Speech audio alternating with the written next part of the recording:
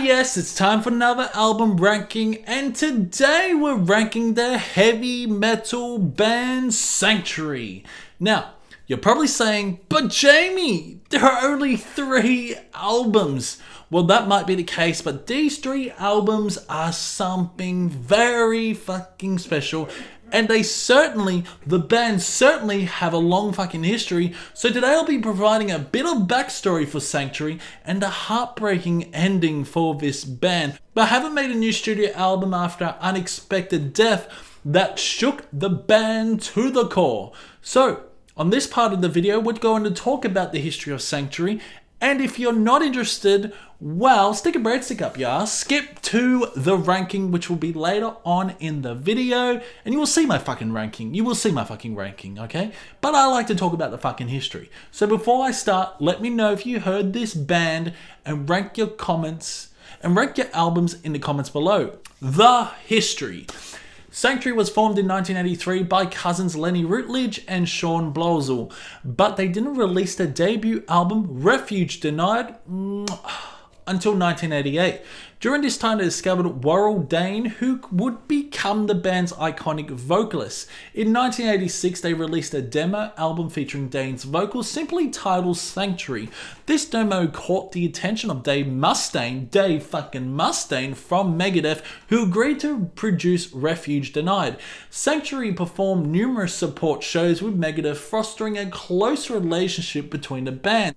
Once Mustaine heard their demo, he was eager to welcome them aboard, leading to a record deal with Epic Records. Refuge Denied was a hit, allowing Sanctuary to tour worldwide. Following their successful tour, they began working on their sophomore album, Into the Mirror Black, which exhibited a darker sound compared to their debut.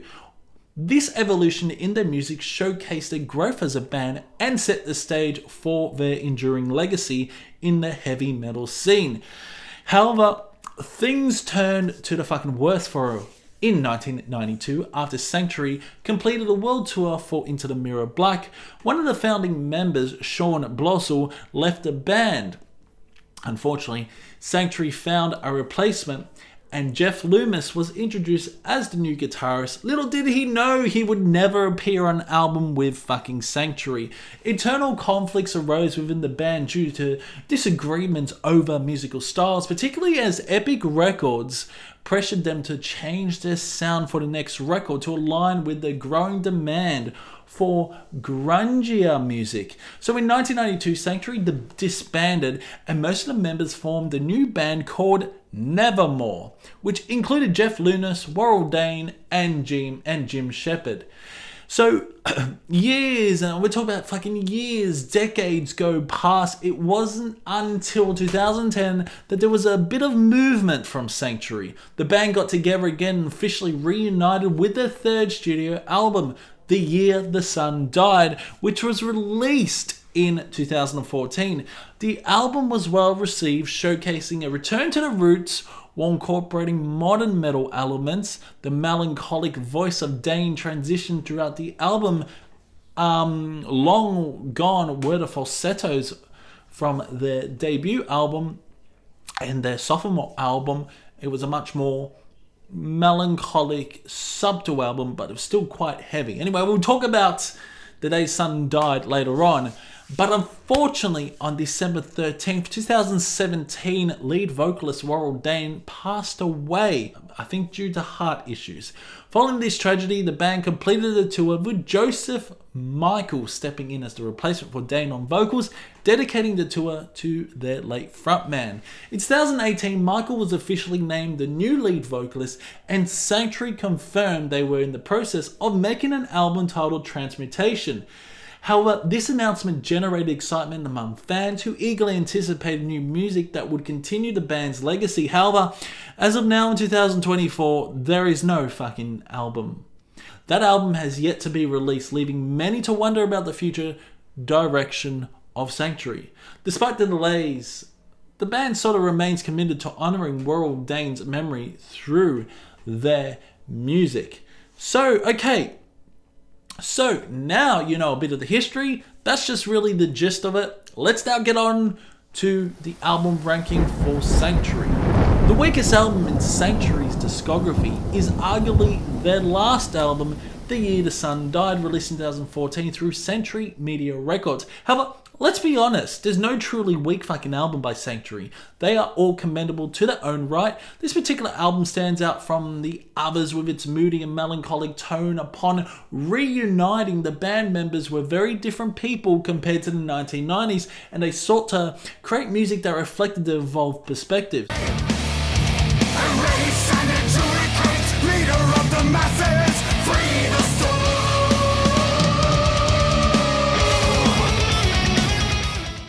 Warrell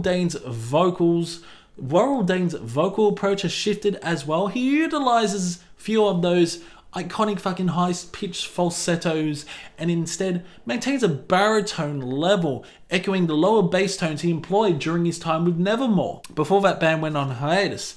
The songwriting on this album is excellent, showcasing amazing guitar work by Lenny Routledge and Brad Hull, whose infectious riffs and soaring solos enhance the overall composition of the songs. Dane's vocals are captivating throughout, with his lower tones offering a more gothic and epic quality, while most tracks feature these deeper tones. Songs like Arise and Purify bring back those screechy fucking vocals we all came to fucking love from Sanctuary. Musically, the album bears similarities to their previous work, Into the Mirror Black, but it is much slower and more melancholic. You could sense the band was headed in this direction before everything fell apart in fucking 1992 due to internal conflicts over the evolving sound. Nevertheless, the album contains fast-paced, furious heavy metal moments, some elements of power metal. In fact, some tracks are among the heaviest Sanctuary has ever fucking produced. Let the Serpent Follow Me exemplifies this heaviness with its crushing riffs, frantic solos, and grungier vocal delivery from Warrell Dane.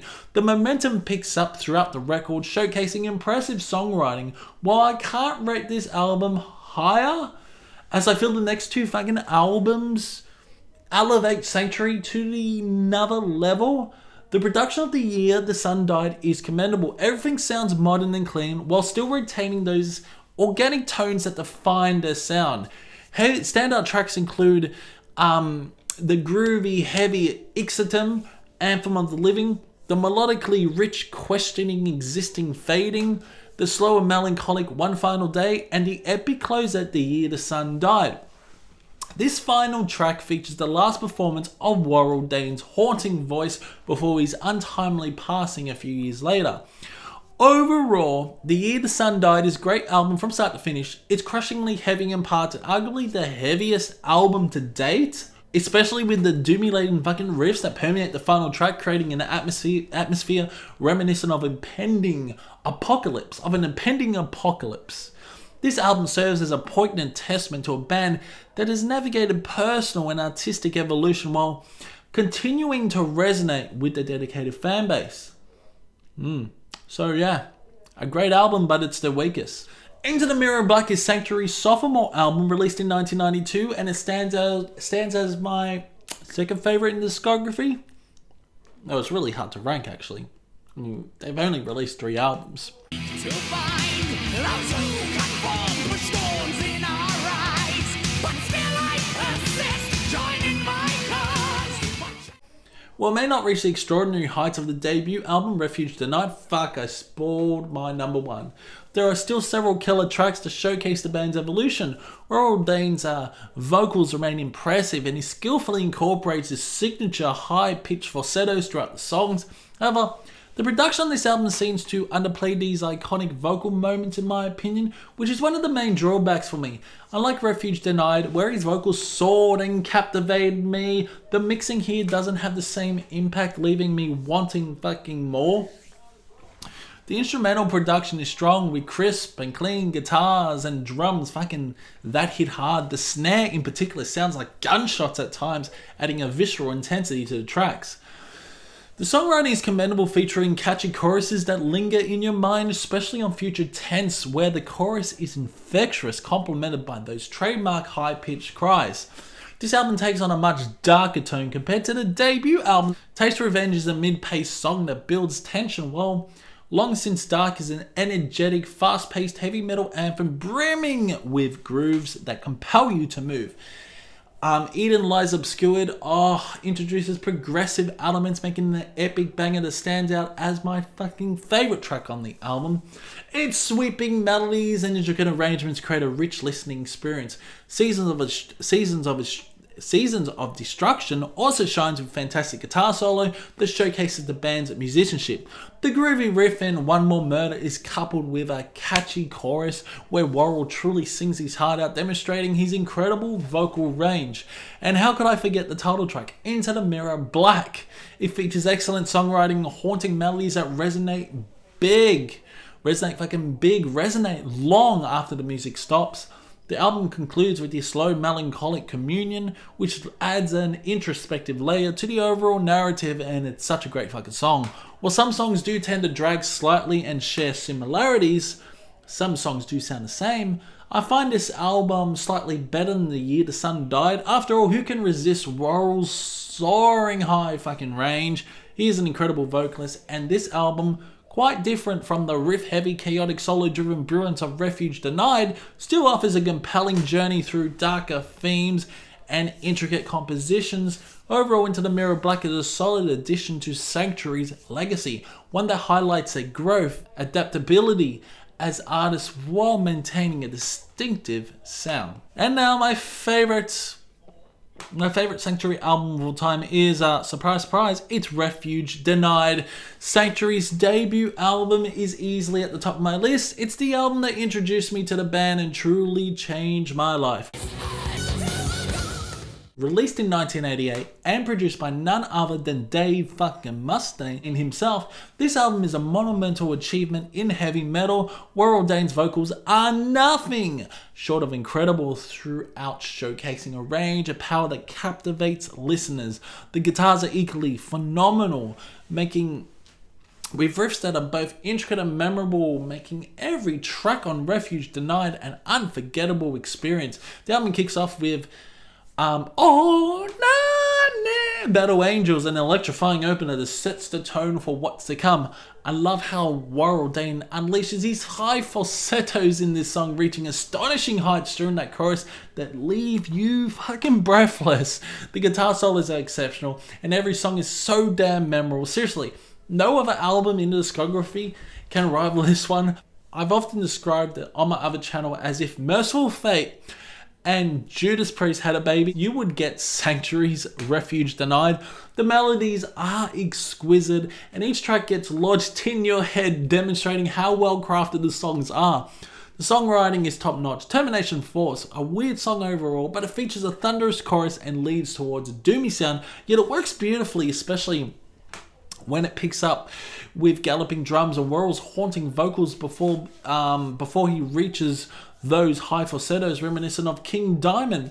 Then there's Die For My Sins, another hard-hitting track that showcases the band's prowess. Sanctuary, the title track, features an amazing guitar solo that is a standout moment on the album. White Rabbit, which is a cover song, presents a heavy and infectious groove, while The Third War and Veiled Disguise further enrich the album. And can I say, Veiled Disguise, Worrell just unleashes his high falsetto throughout the end. It's truly amazing to hear. If I had to nitpick, I'd say the first half of Refuge Denied is slightly stronger than the second half, but not by much. Sanctuary displays a theatrical flair throughout this album, especially with Worrell's extraordinary vocal performances. The drumming is fantastic as well. However, it doesn't quite have the same clarity as the drums on Into the Mirror Black, where they were exceptionally more crisp. I would love to purchase this album on CD, and I'm hopeful I can fucking find it someday, because it truly deserves a place in my metal collection. I'm gonna say it. This album is a masterpiece in the heavy metal genre. It's hard to believe that Sanctuary has only produced 3 fucking albums. I'm gonna say again, they've only produced 3 fucking albums. 3 fucking albums in the discography, as I would love to see them create more phenomenal records like Refuge Denied. The musicianship in Refuge Denied is incredible. The melodies are infectious, and it's just one hell of an album that continues to resonate with me to this very day. So yeah, that's it for the Sanctuary album ranking. They are a fantastic band, and Refuge Denied is my favorite Sanctuary album. Let me know in the comments below your favorite Sanctuary albums, and let me know what I missed with their history. Comment below your ranking. It's been fun, and I'll see you in the next one.